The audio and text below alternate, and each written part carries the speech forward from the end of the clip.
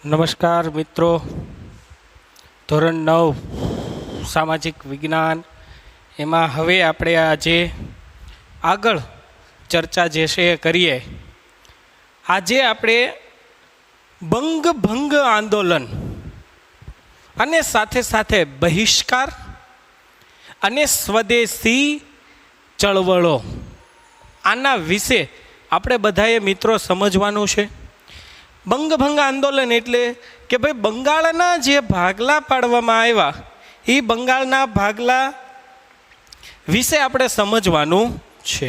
મિત્રો તમે બધા જોવો છો કે ભાઈ અંગ્રેજો પહેલેથી જ એક પ્લાનિંગ, એક એની નીતિ યોજના એવી જ હતી કે ભાગ પાડો અને રાજ કરો.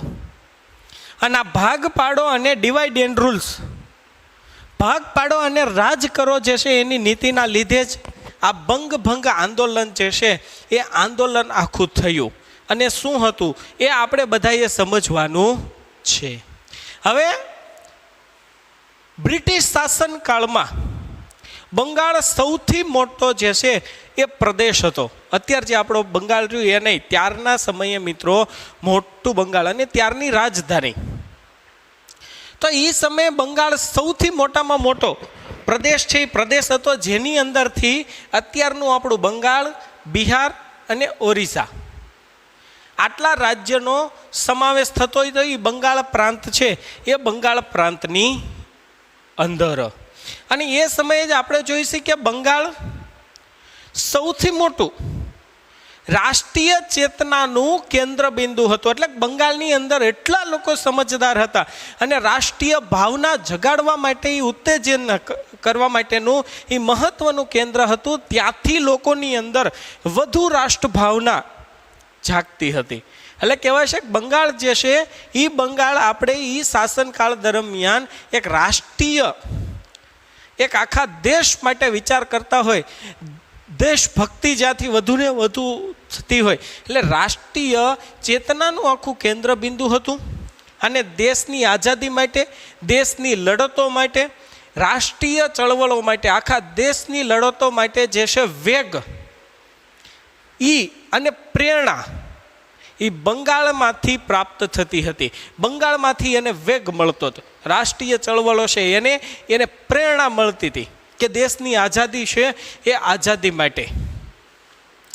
અંગ્રેજોને પહેલેથી જ જાણ હતી કે 1857નો જે સંગ્રામ થયો એ 1857ના સંગ્રામની અંદર મિત્રો હિન્દુ અને મુસ્લિમ, બહાદુર શાહ જફરને આવા ઘણા લોકો હતા.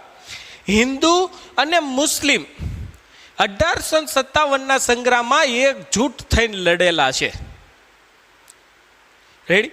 અને અંગ્રેજોએ પહેલેથી જ વિચાર કર્યો કે હિન્દુ અને મુસ્લિમને જો ઝઘડો કરાવી દેવામાં આવે, એની અંદર કોમવાદ ફેલાવી દેવામાં આવે તો ભારત દેશ ઉપર આપણે લાંબો સમય શાસન કરી શકીએ એમ છીએ.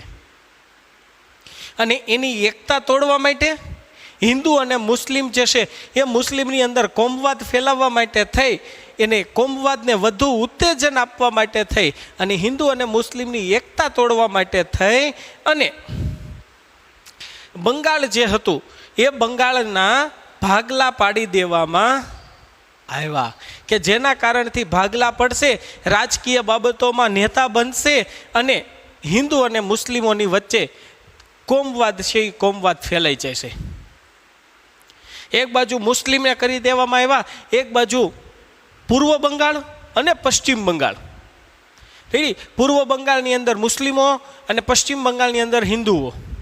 આ બંનેની વચ્ચે આપણે એમ કહેવાય કે એક ભાગ પાડી દીધા કે જેના કારણથી આગળ સમય જતા જતા જે છે આ બંનેની વચ્ચે કોમવાદ ફેલાય. મિત્રો વાઇસરોય કરજન કોણ?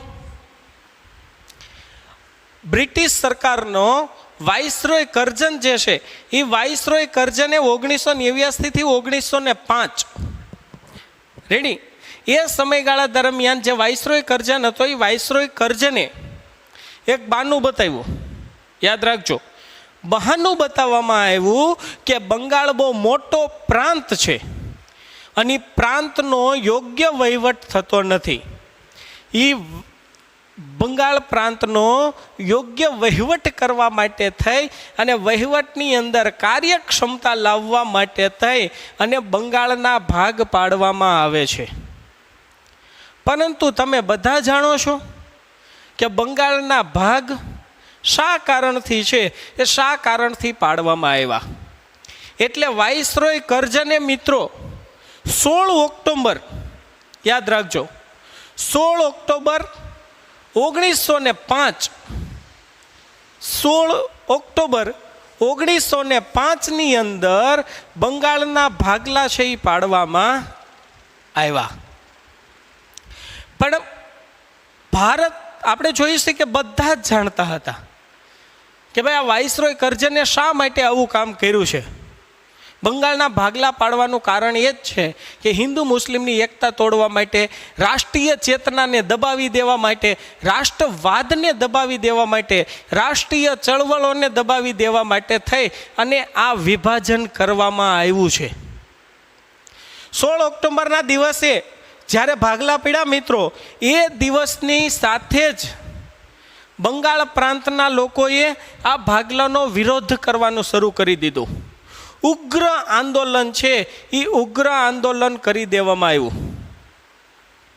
અને જે રીતે તમે જોવો છો કે જ્યારે બંગાળના ભાગલા પડ્યા એ દિવસને બંગાળ પ્રાંતમાં જ રાષ્ટ્રીય શોક દિન તરીકે જાહેર કર્યો. એટલે 16 ઓક્ટોબર પાછું રવિન્દ્રનાથ ટાગોરના કહેવાથી આપણે જોઈએ છીએ કે ભાઈ એને એકતા દિવસ તરીકે પણ ઘોષિત કરવામાં આવ્યો, એકતા દિન તરીકે પણ ઉજવવામાં આવ્યો. સમગ્ર પ્રાંતમાં રાષ્ટ્રીય શોક દિન તરીકે 16 ઓક્ટોબરનો દિવસ હતો 1905ની અંદર, ત્યારે ઉજવવામાં આવ્યો. હવે એ વિરોધ શરૂ થયો. એ વિરોધની સાથે સાથે બીજી 2-3 બાબતો છે એ પણ સાથે હતી. તો કે તે દિવસથી જ બંગાળના લોકો હતા એની અંદર એક આપણે એમ કહેવાય કે ભાઈ એક એલાન કરવામાં આવ્યું કે આજથી વિદેશી ચીજ વસ્તુઓનો બધા જ લોકો બહિષ્કાર કરશે. સ્વદેશી ચીજ વસ્તુ છે એ સ્વદેશી ચીજ વસ્તુઓને બધા લોકો, સ્વદેશી ચીજ વસ્તુઓનો માલ બધા લોકો અપનાવશે. આપણે પણ જોઈશું કે આજે આપણી માટે આ ખાસ જરૂરી છે. અત્યારે મોદી સાહેબ આપણને બધાને કહે છે ને આત્મનિર્ભર, આપણે બધાએ આત્મનિર્ભર બનવાનું છે. આપણા બધા જ આપણા જ દેશની વસ્તુઓ બને, અહીંયા જ પ્રોડક્ટ થાય અને આપણે જ એનો ઉપયોગ કરીએ. આપણે બધા ઉપયોગ કરશું તો જ આપણા દેશના લોકોને રોજગારી પ્રાપ્ત થશે, કંપનીઓ આવશે. એટલે આ બધી બાબતો છે. તો મિત્રો એ સમયે એલાન કરવામાં આવ્યું કે આજથી હવે વિદેશી ચીજ વસ્તુઓ છે એનો બહિષ્કાર કરવામાં આવે અને સ્વદેશી ચીજ વસ્તુઓ છે એ સ્વદેશી ચીજ વસ્તુઓને અપનાવવામાં આવે. બંગાળ પ્રાંતના લોકો જ આની સિવાય ભારત દેશ છે, ભારત દેશના લોકો પણ એ સમજવા માંડ્યા. મેં તમને અગાઉ જણાવ્યું એમ કે આ વિભાજન રાષ્ટ્રવાદને રોકવા માટે જ છે. દેશની અંદર રાષ્ટ્રીય ચળવળો છે એને દબાવી દેવા માટે થઈ અને આ ભાગલા છે એ ભાગલા પાડવામાં આવ્યા છે. બધા જ લોકો સમજવા માંડ્યા. અને તેની સાથે જ આપણે જોઈશું કે ભાઈ ત્યાર પછી વિરોધનો વંટોળ શરૂ થયો. બધા લોકો વિરોધ કરવા માંડ્યા. હિન્દુ અને મુસ્લિમો છે એ હિન્દુ અને મુસ્લિમો એકબીજાની અંદર ભાઈચારા માટે થઈ અને એકબીજાનું રાખડી બાંધવામાં આવી અને પોતાના સંગઠન શક્તિનો એને પ્રદર્શન કર્યું કે અમે બધા એકજૂટ છીએ, અંગ્રેજો ગમે તે કરે, અમે એક સાથે જ જે છે એ એક સાથે જ રહેવાના છીએ. એટલે આખું આપણે એમ કહી શકાય કે સંગઠન શક્તિ છે એ સંગઠન શક્તિ દર્શાવવામાં આવી અને એનો પરિચય છે એ પરિચય કરવામાં આવ્યો. હવે બંગભંગ આંદોલનમાં એના વિરોધમાં આપણે જોઈશું 3 બાબતો મહત્વની હતી. કઈ હતી? તો કે પહેલું લક્ષણ હતું સ્વદેશી ચીજ વસ્તુ અપનાવવી, પોતાના દેશની જ વસ્તુ છે એ વસ્તુ અપનાવવી.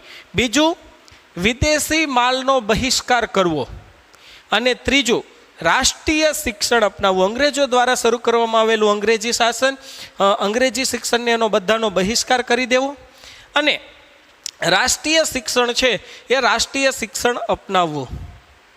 આ 3 મુખ્ય લક્ષણો છે મિત્રો, એ મુખ્ય લક્ષણો બંગાળના ભાગલા સમયે છે, એ ભાગલા સમયે હતા.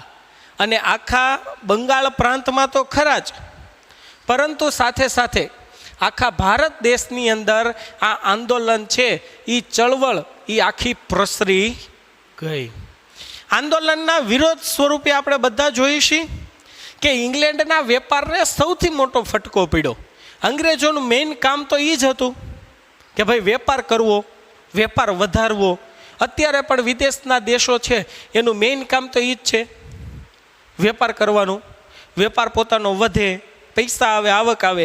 અને આ આંદોલનથી જ મિત્રો ઇંગ્લેન્ડના વેપાર જે છે એને મોટામાં મોટો ફટકો પડ્યો. ઇંગ્લેન્ડનું શહેર જ્યાં કાપડ બહુ પ્રખ્યાત છે, કાપડ માટે જાણીતું છે, જેનું નામ છે માન્ચેસ્ટર. એ મિત્રો માન્ચેસ્ટરથી આવતું કાપડ છે, એ કાપડ આખું બંધ થઈ ગયું. ઇંગ્લેન્ડમાંથી આયાત થતી વસ્તુઓ જેમાં ખાંડ, બૂટ, સિગરેટ, તમાકુ આવી ચીજ વસ્તુઓ છે, એ ચીજ વસ્તુઓની આયાત ધીમે ધીમે ઘટવા લાગી. અને આ આંદોલનના કારણથી ભારતમાં બનતી ચીજ વસ્તુઓની માંગ વધવા લાગી. લોકો અપનાવવા માંડ્યા, વિદેશી ચીજ વસ્તુઓનો બહિષ્કાર કરવા માંડ્યા, સ્વદેશી કાપડ લોકો પહેરવા માંડ્યા, ખાદી લોકો જે છે એ પહેરવા માંડ્યા. અને આપણે ભારતમાં બનતું કાપડ છે એની માંગ વધી ગઈ. સાથે સાથે બંગાળમાં તો થયું જ, પણ ભારતમાં પણ મહારાષ્ટ્ર, બીજા ઘણા બધા જે આપણે એમ કહેવાય કે પ્રદેશ હતા, ટૂંકમાં એ પ્રાંત જે હતા, મુંબઈ પ્રાંત ને એ બધા, તો એની અંદર પણ આ આંદોલન છે, એ આંદોલન ધીમે ધીમે પ્રસરી ગયું. અને બંગભંગ આંદોલનની મિત્રો એટલી અસર થઈ કે જેનો પડઘો છેક ઇંગ્લેન્ડની પાર્લામેન્ટમાં પડ્યો. શું કામ? તો કે જણાવ્યું તો હોય જ એના વેપારીઓ કે આપણે આટલા વર્ષોની અંદર હજી તો 1905ની અંદર આંદોલન ભાગલા પાડવામાં આવ્યા ને સીધી જ એની આવક અડધી થઈ ગઈ. જે આયાત હતી આયાત અડધી કરી દેવામાં આવી. લોકો મનથી સમજવા માંડ્યા. આપણે મનથી સમજ્યા ચાઇનાની વસ્તુ નથી જ વાપરવી તો ચાઇનાના વેપારને ઝટકો લાગી જ જશે. એમ આનો પડઘો છે, એ પડઘો છે બ્રિટિશ પાર્લામેન્ટની અંદર ગુંજો કે ભારત દેશની અંદર તો એવી કઈ ઘટના બની છે કે જે આપણા દેશમાંથી જે આપણી આવક, જે આપણી વસ્તુઓ છે ત્યાં નથી જતી, લોકો કેમ નથી અપનાવતા. અને એની બધી ચર્ચાઓ ત્યાં થઈ. અને છેલ્લે આપણે જોઈએ છીએ કે આંદોલન છે, એ આંદોલનની અંદર બ્રિટિશ સરકારને ઝૂકવું પડ્યું. બ્રિટિશ પાર્લામેન્ટમાંથી ઈસવીસન 1911માં, ક્યારે બ્રિટિશ પાર્લામેન્ટ છે મિત્રો, એ બ્રિટિશ પાર્લામેન્ટમાંથી 1911માં બંગાળના ભાગલા છે, એ બંગાળના ભાગલાને રદ કરી દેવામાં આવ્યા અને બંગાળને એકજૂટ કરી દેવામાં આવ્યું. આ ભારત દેશના લોકો માટે ક્યારેય ન ભૂલી શકીએ એવી એક યાદગાર પ્રસંગ, યાદગાર આપણી આ એક ઘટના છે એ હતી. અને સાથે સાથે આ બંગભંગ આંદોલને એ પણ સાબિત કરી દીધું કે જો યોગ્ય સંગઠન શક્તિ હોય, જો એકજૂટતા હોય, તો આપણે અંગ્રેજોને પણ આ જ રીતે ભારતમાંથી બારે કાઢી દઈશું. એટલે સંગઠન શક્તિ છે, એ સંગઠન શક્તિનો પણ પરિચય બતાવવામાં આવ્યો, સંગઠન શક્તિનો વિજય બતાવવામાં આવ્યો. અને હિન્દુ અને મુસ્લિમોની એકતા છે એ પણ આની અંદર બતાવવામાં આવી. તો આવું જે છે એ પણ બંગભંગ આંદોલન છે, એ રાષ્ટ્રીય ચળવળની અંદર એનો પણ મહત્વનો ભાગ રહ્યો હતો. ઓકે, તમે પણ સારામાં સારી રીતે વાંચજો અને આ બધું ખાસ આપણા દેશની લડતો છે એને યાદ રાખજો. ઓકે, ધન્યવાદ.